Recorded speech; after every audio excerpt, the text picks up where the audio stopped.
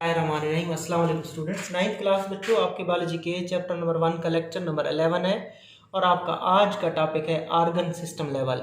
वैसे ही मैं आपको पहले भी बता चुका हूँ, आर्गन लेवल और आर्गन सिस्टम लेवल इकट्ठे लिखा हुआ आपकी किताब में, और ये आपकी किताब का आपके इस चैप्टर का पहले चैप्टर का सबसे अहम लॉन्ग क्वेश्चन है। ठीक है, तो मैंने आपको अलग अलग करके पढ़ाया है, ठीक है, ताकि आपको अच्छी समझ आ जाए। तो अब आर्गन सिस्टम लेवल स्टार्ट करते हैं। ठीक है बच्चों, आर्गन सिस्टम लेवल स्टार्ट करने से पहले मैं दोबारा आपको स्केच बता दूं कि सबसे पहले होते हैं सब एटॉमिक पार्टिकल। सब एटॉमिक पार्टिकल मिलकर एटम बना देते हैं, और सब एटॉमिक पार्टिकल में इलेक्ट्रॉन होते हैं बच्चों, प्रोटॉन होते हैं और न्यूट्रॉन होते हैं, वो मिलकर एटम बना देते हैं। जब एक जैसे एटम हो जाए तो उनको एलिमेंट कहते हैं। नेचर में 92 एलिमेंट है। उन 92 में से जो 16 एलिमेंट होते हैं वो जानदारों में पाए जाते हैं, और जानदारों में पाए जाने वाले एलिमेंट्स को बायो एलिमेंट्स कहते हैं। और उसके बाद बायो एलिमेंट आपस में आयोनिक और कोवलेंट बॉन्डिंग से मिल जाते हैं और स्टेबल पार्टिकल बनाते हैं। स्टेबल पार्टिकल का नाम मॉलिक्यूल होता है। मॉलिक्यूल दो किस्म के होते हैं, जिनका वजन कम होता है उनको माइक्रो मॉलिक्यूल कहते हैं, जिनका वजन ज्यादा होता है बच्चों उनको मैक्रो मॉलिक्यूल कहते हैं। ठीक है, इनका वजन ज्यादा होता है, इनका वजन कम होता है। फिर मॉलिक्यूल मिलकर ऑर्गेनेले बनाते हैं, मिसाल के तौर पर माइटोकॉन्ड्रिया और राइबोसोम। माइटोकॉन्ड्रिया सेलुलर रेस्पिरेशन करते हैं, राइबोसोम प्रोटीन बनाते हैं। फिर ये जब ऑर्गेनेले मिल जाते हैं, जब ये सब सेलुलर स्ट्रक्चर मिल जाती है तो यूनिट ऑफ लाइफ सेल बन जाता है। एक जैसे सेल मिलकर टिश्यू बनाते हैं। फिर एक से ज्यादा टिश्यू जिनका काम रिलेटेड होता है वो ऑर्गन बन जाते हैं। और फिर ऑर्गन मुख्तलिफ ऑर्गन्स मिलकर जो खास काम करते हैं वो मुख्तलिफ ऑर्गन्स मिलकर ऑर्गन सिस्टम बना देते हैं। तो आज आपका जो टॉपिक है वो है ऑर्गन सिस्टम के बारे में। The next level of organization in multicellular organism is the organ system level. Next level of organization किसके बाद? ये बात हो रही है ऑर्गन लेवल के बाद। किसके बाद बच्चों? कि ऑर्गन के लेवल के बाद, ऑर्गन के लेवल के बाद अगला जो लेवल होता है मल्टीसेलुलर जानदारों में वो ऑर्गन सिस्टम का लेवल होता है। So next level of organization in multicellular organism is the organ system level. के ऑर्गन लेवल के बाद मल्टीसेलुलर जानदारों में जो अगला लेवल होता है वो ऑर्गन सिस्टम लेवल का होता है। इसमें क्या होता है? Different organ performing related function के मुख्तलिफ ऑर्गन होंगे परफॉर्मिंग रिलेटेड फंक्शन, जिनका काम रिलेटेड होगा, मिलता जुलता होगा, मुंसलिक होगा। They organize together in the form of an organ system. तो वो आपस में मिलकर क्या बना देते हैं बच्चों? ऑर्गन सिस्टम बना देते हैं। अच्छा बच्चों, मैं एक डायग्राम बनाई है मैंने, तो इससे आपको समझ आ जाएगी उसकी ऑर्गन सिस्टम की। तो ये बेसिकली जो मैंने आपको सिस्टम दिखाया है इसका नाम है डाइजेस्टिव सिस्टम। डाइजेस्टिव सिस्टम, और डाइजेस्टिव सिस्टम एग्जाम्पल है। क्या है? एग्जाम्पल है। किसकी एग्जाम्पल है ये? ऑर्गन सिस्टम की। ऑर्गन सिस्टम की एग्जाम्पल क्या है? ऑर्गन की मिसाल तो स्टमक थी, अब ऑर्गन सिस्टम आप पढ़ रहे हो तो ऑर्गन सिस्टम की जो मिसाल है वो डाइजेस्टिव सिस्टम है। उस डाइजेस्टिव सिस्टम में, ऑर्गन सिस्टम में मुख्तलिफ ऑर्गन्स आते हैं और उनका काम मिलता जुलता है। सबसे पहले ये माउथ है बच्चों, फिर ओरल कैविटी है, फिर फेरिंक्स है। क्या है बच्चों? फेरिंक्स है। फिर एसोफेगस है, फिर स्टमक है, फिर स्मॉल इंटेस्टाइन आती है, फिर लार्ज इंटेस्टाइन आती है, एंड पे एनस आती है बच्चों। तो ये हमारा माउथ है। माउथ के पीछे जो जगह होती है उसको ओरल कैविटी कहते हैं, ये भी एक ऑर्गन है। ओरल कैविटी एक ऑर्गन है। फेरिंक्स गला जिसको बोलते हैं वो भी एक ऑर्गन है। एसोफेगस खुराक की नाली है, ये भी ऑर्गन है। मैदा स्टमक जो आप पढ़ चुके हैं कि ऑर्गन है। उसका स्मॉल इंटेस्टाइन होती है, वो भी एक ऑर्गन है। उसका यहाँ से लार्ज इंटेस्टाइन शुरू हो जाती है, वो भी एक ऑर्गन है। एनस भी एक ऑर्गन है। ये आपका पूरा डाइजेस्टिव सिस्टम है जिसमें मुख्तलिफ ऑर्गन्स मौजूद हैं, जिसमें मुख्तलिफ ऑर्गन मौजूद हैं। अगर मुख्तलिफ ऑर्गन्स मिल जाए और उनका काम मिलता जुलता हो, ये सारे ऑर्गन सारे किस काम में इन्वॉल्व है? ये सारे ऑर्गन मिलकर एक अमल करते हैं, उस अमल का नाम है डाइजेशन, खुराक की डाइजेशन। ठीक हो गया? तो लिहाजा आपने क्या कहना है? आपने कहना है डिफरेंट ऑर्गन, ये मुख्तलिफ ऑर्गन है। मुख्तलिफ जो क्या होते हैं बच्चों? मुख्तलिफ जो ऑर्गन्स होते हैं जानदारों के अंदर, और वो एक जैसा जो काम कर रहे होते हैं वो मिलकर क्या बनाते हैं?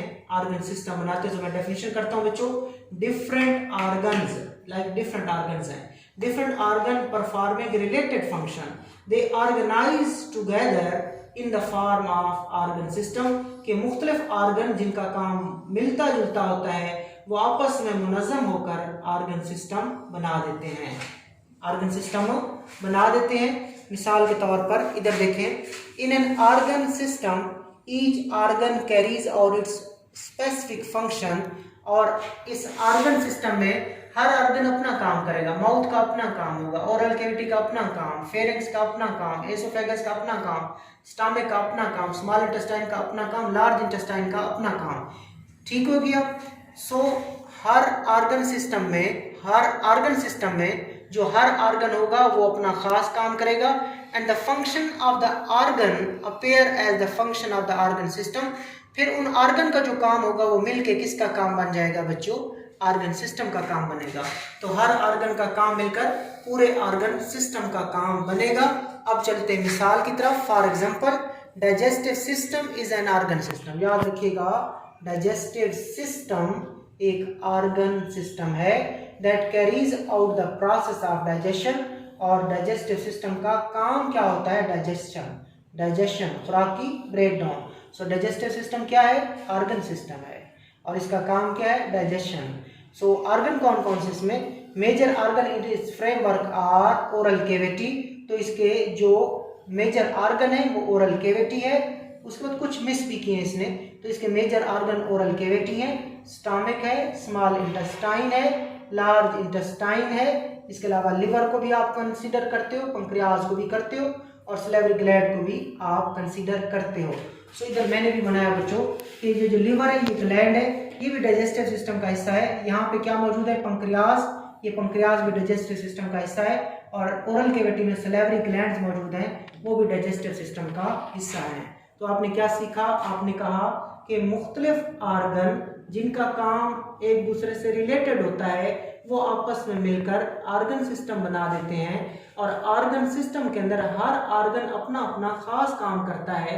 फिर उन तमाम आर्गन का काम मिलकर उस पूरे आर्गन सिस्टम का काम बन जाता है। और आर्गन सिस्टम की मिसाल डाइजेस्टिव सिस्टम है।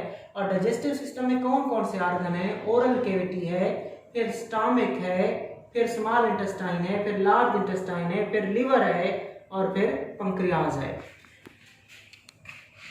All these organ help in the process of digestion। और ये जो आपका बच्चों डाइजेस्टिव सिस्टम है ये क्या काम करता है? डाइजेशन करता है। सो ये आर्गन भी, ये तमाम आर्गन भी मिलकर कौन सा काम कंट्रोल करेंगे?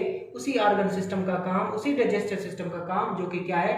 डाइजेशन है। ये सारे आर्गन मिलकर उसी डाइजेशन वाले काम को कंप्लीट करने की कोशिश करेंगे। आगे बच्चों एमसीक्यूज है आपका कि क्या आर्गन, ये सिस्टम लेवल है, आर्गन सिस्टम लेवल जो है ये किस में अच्छा होता है, किस में पेचीदा होता है और किस में अच्छा नहीं होता या पेचीदा नहीं होता।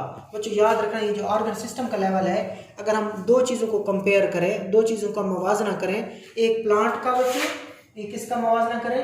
प्लांट का, और दूसरा एनिमल्स का।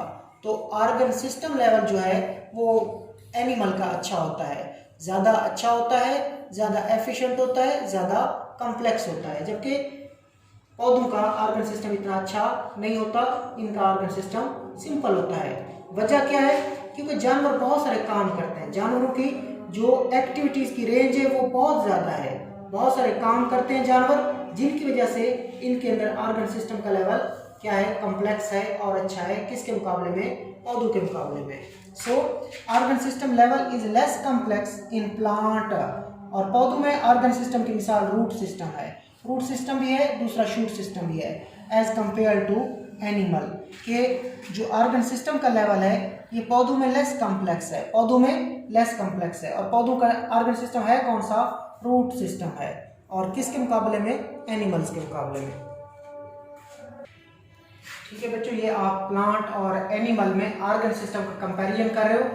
पौधों में आर्गन सिस्टम की मिसाल रूट सिस्टम है और जानवरों में आर्गन सिस्टम की मिसाल डाइजेस्टिव सिस्टम है। पौधों का जो आर्गन सिस्टम होता है वो लेस कॉम्प्लेक्स होता है, जबकि जानवरों का जो आर्गन सिस्टम होता है वो मोर कॉम्प्लेक्स होता है, कम पेचीदा है। और जानवरों का आर्गन सिस्टम ज़्यादा पेचीदा है। क्यों ज़्यादा पेचीदा है? क्योंकि जानवरों के अंदर वाइडर रेंज ऑफ एक्टिविटीज़ होती हैं। इनके जानवर जो एक्टिविटीज़ करते हैं वो बहुत ज़्यादा करते हैं। जानवर जो सरगर्मियाँ काम करते हैं वो काम बहुत ज़्यादा होते हैं उन बहुत ज़्यादा कामों को करने के लिए जो ऑर्गन सिस्टम है उसको क्या होना चाहिए, ज़्यादा पेचीदा होना चाहिए। जबकि पौधों में जो एक्टिविटीज़ होती हैं उनकी वाइडर रेंज नहीं होती, लिहाजा उनका ऑर्गन सिस्टम लेस कॉम्प्लेक्स होता है। तो यही कुछ लिखा गया बच्चों कि organ system level is less complex in plant such as root system as compare to animal, कि जो ऑर्गन सिस्टम लेवल पौधों में पाया जाता है वो लेस कॉम्प्लेक्स है, कम पेचीदा है। और मिसाल क्या है बच्चों, रूट सिस्टम इसकी मिसाल है। This is due to greater range of function and activities in animal than in plant. इसकी वजह क्या है, इसकी वजह क्या है कि पौधों में ऑर्गन सिस्टम इतना अच्छा नहीं है। वजह क्या है, क्योंकि जानवर जो होते हैं बच्चों उनमें जो फंक्शंस होते हैं, उनकी जो एक्टिविटीज़ होती हैं वो क्या होती हैं, ग्रेटर रेंज की होती हैं। सिंपल मतलब है जानवरों के जो काम होते हैं, सरगर्मियाँ होती हैं वो बहुत ज़्यादा होती हैं, किसके मुकाबले में, पौधों के मुकाबले में। लिहाजा अगर जानवर ने बहुत ज़्यादा फंक्शन करने हैं, एक्टिविटीज़ करनी है, तो उनका ऑर्गन सिस्टम कम्प्लेक्स होना चाहिए, किसके मुकाबले में, प्लांट के मुकाबले में। अल्लाह हाफ़िज़।